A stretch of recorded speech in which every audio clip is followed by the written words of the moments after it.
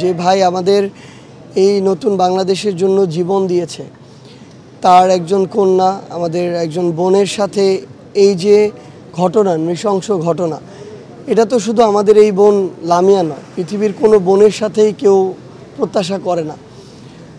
তো আমরা আমাদের জায়গা থেকে আসলে কিছুদিন আগে একইভাবে আমাদের ছোট্ট শিশু আরেক বোন আসিয়াকে আমরা এভাবে হারিয়েছি। তো যতদিন না আসলে এই যে কালপ্রিটরা, আসলে এদেরকে তো শয়তানের সাথে তুলনা করা যায় না, এটা তো মানুষ নয়, মানুষরূপী অবশ্যই পশু। তো এদেরকে যতদিন না দৃশ্যমান একটা শাস্তির আওতায় আনা যায়, এদের ফাঁসি কার্যকর করতে হবে এবং এটা মানুষের সামনে আসলে দৃশ্যমান হতে হবে।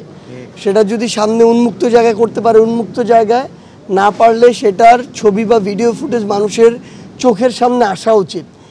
মানে মানুষ এখন বিবেকবোধ হারাতে হারাতে এমন জায়গায় গিয়েছে যে এই নৃশংস ঘটনাগুলো এখন আমরা বারবার দেখছি।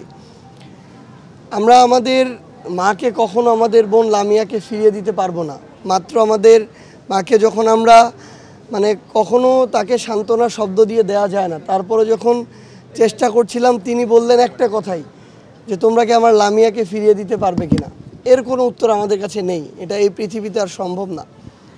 তো আমরা শুধু এই অন্তর্বর্তীকালীন সরকার সহ আগামীর বাংলাদেশের যারাই এই গুরুত্বপূর্ণ দায়িত্বগুলোতে থাকবে, আমরা একটা জিনিসই তাদের কাছে চাইব, যে ধর্ষকের প্রকাশ্যে এই মৃত্যুদণ্ডের ব্যবস্থা করতে হবে। কারণ এমন অনেক জায়গা আছে যেই জায়গাগুলোতে আসলে এত সুশীলতা দেখিয়ে লাভ নেই। একটা সময় ছিল এই বাংলাদেশে যখন প্রচুর অ্যাসিড নিক্ষেপ হতো, যখন অ্যাসিড নিক্ষেপের সর্বোচ্চ শাস্তি মৃত্যুদণ্ড করা হলো, এরপর থেকে কিন্তু এটা অনেক কমে গিয়েছে।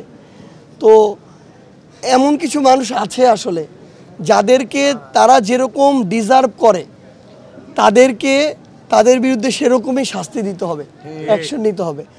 তো আমরা আমাদের জায়গা থেকে, আমাদের এনসিপির পক্ষ থেকে, এবং শুধু এনসিপি নয়, পুরো বাংলাদেশের মানুষের পক্ষ থেকে আমরা অন্তর্বর্তীকালীন সরকারকে বলবো যে তারা যে 90 দিনের কথা বলেছেন কিছুদিন আগে আমাদের বোন আসিয়ার সময়, এটা আরও যদি দ্রুততম সময়ের মধ্যে দৃশ্যমান শাস্তি নিশ্চিত করা যায়, তাহলে দিন শেষে আগামীতে আমাদের আর কোনো বোন আসিয়া কিংবা লামিয়াকে আমাদের আর হারাতে